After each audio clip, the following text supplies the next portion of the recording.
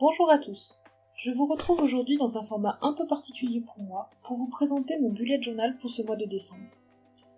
En effet, j'ai effectué quelques petits changements par rapport à ce que je vous avais présenté sur le blog en octobre, et je vais vous les montrer ici.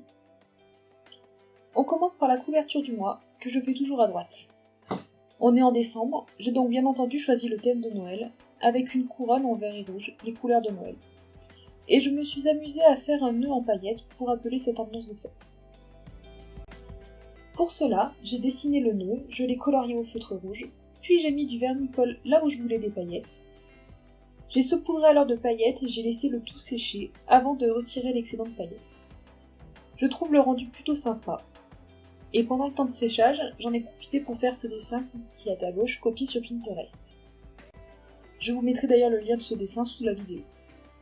A noter que j'ai dû coller la page de garde avec la suivante, car à cause du vernis-colle, le feutre avait traversé la page et rendait donc le verso inutilisable au niveau du nœud. Sur la double page suivante, j'organise le mois à venir. À gauche, je marque les jours et la date en colonne. Dans la troisième colonne, je vais noter les événements quotidiens, anniversaires, rendez-vous, etc.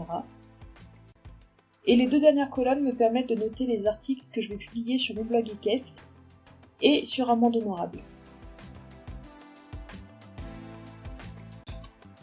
À droite, je fais 3 cases. Dans la première, je note mes objectifs du mois et les choses à faire, comme prendre rendez-vous chez le vétérinaire Meiko. La seconde case me sert à m'organiser pour mes blogs. Je rappelle les articles que je veux publier, et en dessous, je fais une liste de ce que je dois faire pour les publier dans les temps. Et je me réserve une petite case au bas de la page pour noter les DIY que j'aimerais tester au cours du mois si j'en ai le temps. La double page suivante est celle de mes trackers.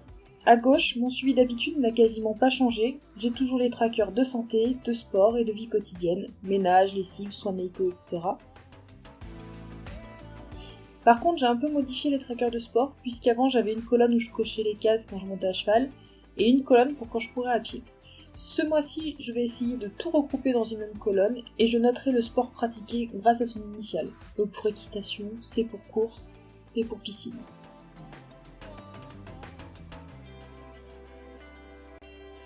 Sur la page de droite, mes trackers de blog ont changé de forme au niveau des publications sur les réseaux sociaux. Je leur ai donné la même forme qu'aux autres trackers, et je vous invite à relire l'article du budget d'octobre pour voir son ancienne forme. Sur la double page suivante, j'ai le suivi de mon budget dont je vous avais parlé dans un article, je vous mets le lien de celui-ci sous la vidéo. Page suivante, on retrouve mes menus du mois. Chaque semaine, je planifie mes repas pour savoir quoi acheter et ne pas manquer d'inspiration le soir même. Jusqu'à maintenant, je faisais ce planning sur une double page, je l'ai réduit à une seule page qui sera, je pense, suffisante, puisqu'en semaine, on ne mange chez nous que le soir. Je pense donc que je ne devrais pas avoir besoin de grandes cases. On peut enfin passer à la planification des semaines, qui a totalement changé ce mois-ci. Sur la première page, qui ne concerne que 2 jours, j'ai tracé 4 cases. 2 pour le 1er décembre et 2 pour le 2. Pour chaque jour, une case servira pour les tâches de la vie quotidienne, l'autre pour le blog.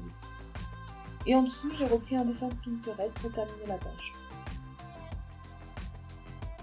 Pour les semaines suivantes, j'utilise la page de gauche pour la vie quotidienne, chaque case correspondant à un jour, et la case du bas me permettant un suivi d'habitude un peu plus précis, notamment en ce qui concerne ma consommation d'eau pour savoir si je bois assez, et mon temps de sommeil pour savoir si je dors assez.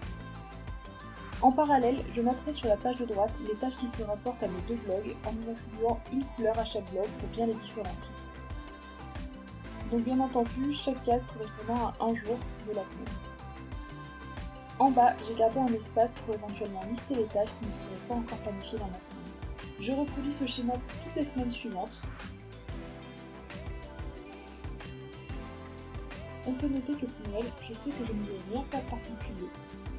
Je me suis donc permis une petite illustration dans la tête de ce jeu. Dernière page du mois qui ne comprend plus le lundi 31, il me restait donc beaucoup de place à combler.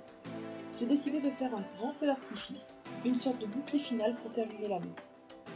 Ce n'est pas exactement le rendu que j'espérais, je ne suis pas totalement satisfaite, mais ça a un côté festif pour bien compter 2018. Je vous remercie d'avoir regardé cette vidéo, à bientôt.